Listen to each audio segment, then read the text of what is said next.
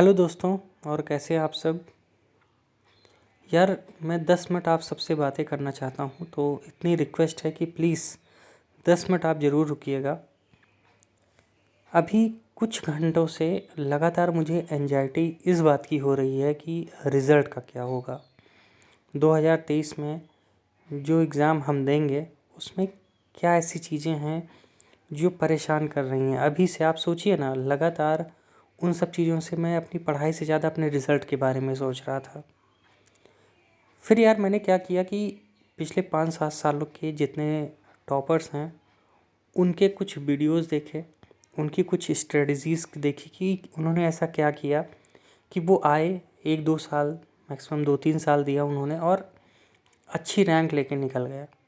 हम भी यहाँ यार लगातार तैयारी कर रहे हैं, लगभग कोर्स फिनिश हो चुका है, आंसर राइटिंग की तरफ आगे बढ़ रहे हैं, लेकिन वो कॉन्फिडेंस नहीं आ पाता, जो कि मुझे लगता है यूपीएससी एस्पिरेंट के लिए ना ये आम बात है।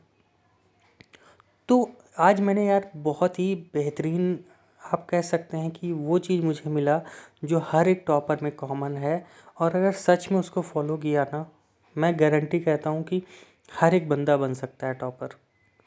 भले यार वो जीत हो या हासिल हो या ना हो, लेकिन अंत में उस लिस्ट में आपका नाम ज़रूर आएगा अगर आपने सच में पूरी शिद्दत से 1 साल तक उन्होंने जो किया है आप भी वो कर दीजिए। तो यार उसमें जैसे मैंने कुछ बातें निकाली हैं कि यूपीएससी में क्यों नहीं किया जा सकता है, हम भी कर सकते हैं। लेकिन क्या चीज़ें हैं, कहाँ से शुरुआत करनी है, क्या करना है। बाकायदे मैंने यार उस चीज़ ना उनकी बातों को, जो मुझे लगा कि नहीं यार ये मेरे फेवर में है या ये मेरे सराउंडिंग के आसपास है ना, मैंने उसको नोट डाउन किया दोस्त। अब ये बातें मैं आपसे शेयर कर रहा हूँ, उम्मीद है कि जो हैं, जो मतलब गंभीर स्टूडेंट हैं और जो चाहते हैं कि 2023 में उस फाइनल लिस्ट में यार उनका नाम हो, भले वो आईएएस ना बने यार, भले आईपीएस ना बने, लेकिन उस फाइनल लिस्ट में नाम तो है। कहीं ना कहीं अपने परिवार को ये बता पाएंगे कि नहीं यार मैंने लापरवाही नहीं की, मैंने मेहनत की, मेरा लिस्ट में नाम है। और उस उस फेल्योर को ना फील करें जो लगातार वो फेल्योर फील कर रहे हैं। तो दोस्तों जैसे कि मैंने सबसे पहले देखा कि जो यूपीएससी का टॉपर होता है ना, वो क्या करता है, उसके अंदर डिसिप्लिन बहुत तगड़ी है। वो किसी भी चीज़ को ना टाइम टू टाइम, मतलब उसका जो समय है ना वो इतना ज़्यादा वैरी नहीं करता जितना मेरा। मैंने भी अपने समय में देखा कि मैं क्या कर रहा हूँ, आज ये पढ़ लिया कल वो पढ़ लिया। हाँ, कोर्स तो कंप्लीट होता नज़र आ रहा है कि यार ठीक है अभी ये कर लिया, लगे हैं तो 2-3 घंटे 4 घंटे से पॉलिटी पढ़ ले रहे हैं, ये कर रहे हैं तो यही करने बैठे हैं। तो मुझे लगा कि यार ये कहीं ना कहीं मेरी रणनीति गलत है।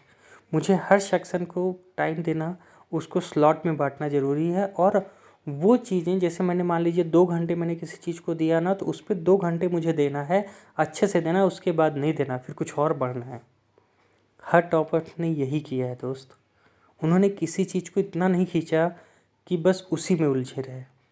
और मुझे लगा कि आज तक मेरी भी यही कमी रही है कि मैं कहीं ना कहीं उस चीज़ को लेकर ना बहुत लंबे तक खींचता रहा। लेकिन अभी मेरे पास टाइम है, 2023 में टाइम है दोस्त, आप भी बदल सकते हो। तो प्लीज़ आज जाइए, एक कॉपी पेन उठाइए और अपने डिसिप्लिन चार्ट को बनाइए। मैं ये नहीं कह रहा दोस्त कि आप 24 घंटे का 24 घंटे डिसिप्लिन, कोई नहीं रह सकता। मुझे भी लगा कि यार ऐसा कैसे संभव है, लेकिन फिर मैंने देखा ना, तो उसमें ये लगा कि वो पूरे 24 घंटे की बात नहीं कर रहे हैं, वो वही 7-8 घंटे की बात कर रहे हैं जिससे डिसिप्लिन देना हमें मस्ट है। अगर हम नहीं देंगे ना तो बस ऐसे ही समय बीत जाएगा और कुछ नहीं कर पाएंगे। आप सबसे रिक्वेस्ट है, कृपा करें अपने ऊपर और मेहनत करने पे फोकस करें, उस डिसिप्लिन को फॉलो करें। दूसरी बात दोस्तों जो उनमें लगी, उनमें ये लगा ना कि यार जो यूपीएससी का सिलेबस है ना उसको स्ट्रिक्ट पकड़ के बैठे हैं। वो हर एक चीज़ का छोटा छोटा नोट्स बना के रखा है उन्होंने, इतना शॉर्ट कि शायद हमने उतने बारे में सोचा ही नहीं। जैसे मान लीजिए जलवायु परिवर्तन, तो उन्होंने क्या किया है, आधे या एक पेज में पूरा जलवायु परिवर्तन लिख लिया है छोटे छोटे में। जब उसको बड़ा पढ़ के वो छोटा कर दें। उन्होंने ज़्यादा कोशिश की है अपनी अंडरस्टैंडिंग को डेवलप करने के लिए, ना नोट्स मेकिंग के लिए। हम क्या कर रहे हैं, नोट्स मेकिंग को बड़ा करते जा रहे हैं, अंडरस्टैंडिंग को डेवलप नहीं कर रहे हैं। कहीं ना कहीं ये बहुत बड़ी कमजोरी है कि नहीं? बिल्कुल है। मैं फिर से आप सबसे कह रहा हूँ यार, मैं भी आज से सुधारूंगा। मैं अपनी थिंकिंग प्रोसेस को आगे बढ़ाऊंगा, ना कि नोट्स मेकिंग, क्योंकि वो बहुत ज़्यादा हो रहा है। जलवायु परिवर्तन पे ऐसे 4 शब्द लिखने में कोई बहुत बड़ी बात नहीं है, अगर सच में उस चीज़ को थिंकिंग कर लिया जाए तो। अगर आपने थिंकिंग नहीं किया है तो वही 150 शब्द या 200-250 शब्द लिखने में ना हालत ख़राब हो जाएगी। लेकिन आपने अच्छे से समझ रखा है, चीज़ों को कनेक्टिविटी बना पा रहे हैं, आप लिख डालेंगे। तो आज से दूसरा हमारा पहलू होगा अपने लॉजिकल थिंकिंग को आगे बढ़ाने की, ना कि नोट मेकिंग पे ज़्यादा फोकस करने की। नोट मेकिंग बस उतना करेंगे जितना काम का है।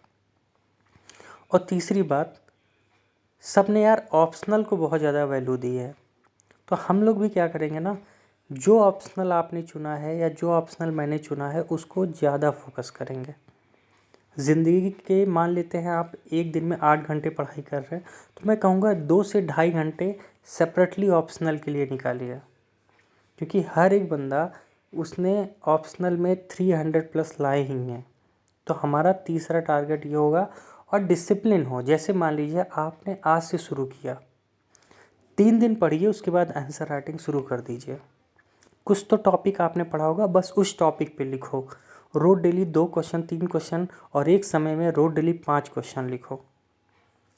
मैंने देखा यार कि वो लोग जो बता रहे थे, एक टॉपर मिला मुझे, उसने बताया कि अगर आप रोज डेली 3 से 4 क्वेश्चन लिखते हैं और 5 क्वेश्चन लिखते हैं, लगातार 6 महीने आप ये कर दीजिए। यार अगर लिस्ट में नाम लाना है ना, तो अगर आप 6 महीने कर दिए तो लगभग आपने 1000 क्वेश्चन लिखे हैं। आप सोचिए ना, उसके बाद आपके पास कितनी मेच्योरिटी होगी उस सब्जेक्ट में, कोई आपसे आगे जा पाएगा? और यूपीएससी भी यही मानता है। तो यार मैं तो करने जा रहा हूँ, और मुझे लगता है जो मेरे साथ लोग जुड़ रहे हैं ना, वो ये करेंगे, और मुझे पूरा विश्वास है। आप लोग भी जुड़ जाइए यार। तीसरी बात ये थी ऑप्शनल को लेके। और दूसरी चौथी बात जो सबसे इम्पोर्टेंट है, रिज़ल्ट के बारे में नहीं सोचना है। हर टॉपर ने यही बात कही कि उन्होंने शुरुआत में उनको एंजाइटी थी, वो रिज़ल्ट के बारे में सोच रहे थे तो उनका रिज़ल्ट नहीं हुआ। लेकिन जब उन्होंने छोड़ दिया कि नहीं, मुझे रिज़ल्ट नहीं, अपने कंटेंट पे, अपनी लॉजिकल थिंकिंग के बारे में विचार करना है, तो उनका रिज़ल्ट आ गया। क्योंकि मैं लगातार पिछले कई दिनों से इस चीज़ को लेके ज़्यादा सोच रहा था कि रिज़ल्ट का क्या होने वाला है, नहीं हुआ तो क्या होगा, 1.5-2 साल बर्बाद हो जाएंगे। लेकिन फिर मैंने कहा यार, रिज़ल्ट क्यों सोचा जाए, जब मेहनत करना है तो करना है। आप सबसे भी रिक्वेस्ट है, रिज़ल्ट नहीं सोचना है। तो दोस्तों, ये 4 बातें बिल्कुल नहीं भूलना। आज ही जाइए, इन चारों चीज़ों को अच्छे से नोट डाउन कीजिए। विश्वास करिए, सिर्फ ये 4 रूल आपने फॉलो कर लिया ना, यूपीएससी आपके कदमों में है। ठीक है, प्लीज़ इतनी सी रिक्वेस्ट है, और मुझे उम्मीद है कि आप ये करेंगे। मेरे साथ जुड़ने के लिए आप सभी का बहुत बहुत धन्यवाद। वीडियो पसंद आई हो दोस्तों, लाइक कर लीजिए अगर कुछ नया पता चला हो तो, और चैनल सब्सक्राइब कर लीजिए। थैंक यू दोस्तों। उम्मीद है कि हम कुछ बेहतर कर पाएंगे, और बिल्कुल करेंगे। ठीक है, अगर कुछ और लग रहा है यार, कुछ सजेशन आप दे सकते हैं ना, प्लीज़ कमेंट बॉक्स में कमेंट कीजिएगा कि नहीं, ये करते हैं यार, कुछ रिज़ल्ट बेहतर मिलेगा, है ना, कुछ बेहतर हम कर सकते हैं। लगातार सुधार की ज़रूरत है तभी। और हमारे पास अभी, मैं फिर से बता दूं, लगभग 10-11 महीने हैं यूपीएससी प्रीलिम्स को, उसके 4 महीने बाद मेंस है। मतलब कुल मिला के 16-17 महीने हैं हमारे पास। हम बहुत कुछ कर सकते हैं दोस्त। ये मत सोचना कि 2023 पास में है, एकदम नज़दीक है। और ये आप समझ लीजिए कि इतना नज़दीक है कि हमें टाइम बहुत कम है, लेकिन ये भी देखिए कि हमारे पास टाइम भी ज़्यादा है। दोनों कैटेगरी लेके चलनी है। और जब आप इन दोनों में ये समझ गए ना, टाइम ज़्यादा भी है कम भी है, तो मैनेज करके चलना है, अच्छे से स्थितियों को बना के चलना है। उसी दिन यूपीएससी हाथ में होगा, मुझे पूरा विश्वास है। मैं तो करने जा रहा हूँ, आप भी शुरू हो जाइए। और प्लीज़ कमेंट बॉक्स में कमेंट कीजिएगा कि हाँ, हम भी करने चल रहे हैं। चलिए दोस्तों, thank you so much to all of you. All the best for 2013। हाँ, उम्मीद है जो साथ में जुड़े हैं वो पक्का इस बार होगा, और सिलेक्शन लेके रहेंगे। जय हिंद दोस्तों।